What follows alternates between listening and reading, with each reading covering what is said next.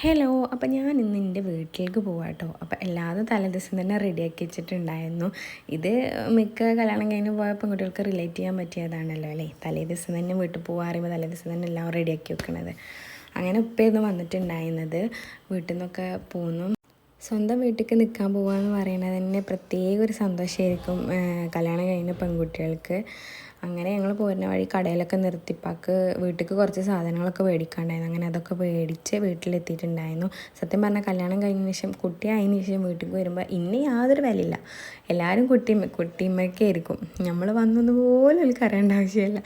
അങ്ങനെ അതൊക്കെ കഴിഞ്ഞ് ഇനി ഇതൊക്കെ ഒന്ന് സെറ്റാക്കി വെക്കണം. അപ്പത്തിന് മോൾ ഇറങ്ങിയിട്ടുണ്ടായിരുന്നു. അങ്ങനെ ഡ്രസ്സൊക്കെ മാറ്റി ഞാൻ ഒന്ന് ഫ്രഷായി.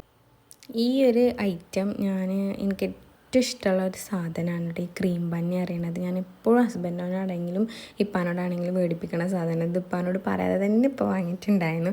അപ്പോൾ അടുക്കളയിൽ ചെന്നൊക്കെ ഉമ്മ നല്ല തിരക്കിലാട്ടോ, ചിക്കനൊക്കെ ക്ലീൻ ആക്കണ്ടായിരുന്നു, ഫുഡൊക്കെ ഉണ്ടാക്കാൻ. അപ്പോൾ ഞാൻ ഹസ്ബൻഡ് വീട്ടിൽ നിന്ന് വന്നപ്പോൾ കുറച്ചധികം ചെടികളൊക്കെ കൊണ്ടുവന്നിട്ടുണ്ടായിരുന്നു. ഉമ്മ ഇവിടെ ചെടിച്ചട്ടിയൊക്കെ മേടിച്ച് വെച്ചേക്കുന്നു പറഞ്ഞിട്ട്. അപ്പോൾ ഇനി അതൊക്കെ ഒന്ന് നട്ട് സെറ്റാക്കണം. അപ്പോൾ ഇത്രയൊക്കെ ഉള്ളൂ. അപ്പോൾ എല്ലാവരും സബ്സ്ക്രൈബ് ചെയ്തിട്ട് സപ്പോർട്ട് ചെയ്യണം. ബൈ.